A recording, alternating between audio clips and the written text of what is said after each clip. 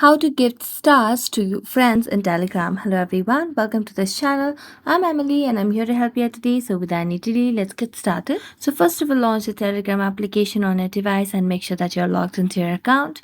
After logging into your account, tap on the three dotted lines or three lines at the top left corner of the screen. Then tap on it and then tap on settings.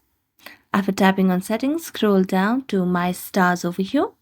As you tap on My Stars, scroll down to the very end and you can see the option of Gift Stars to Friends. So tap on Gift Stars to Friends and here you can just select whoever you want to give the stars to. For example, if I want to select this person, you just have to select the person's name and then choose the package that you want to have in order to give the stars. So you can select any of the package and then select over here.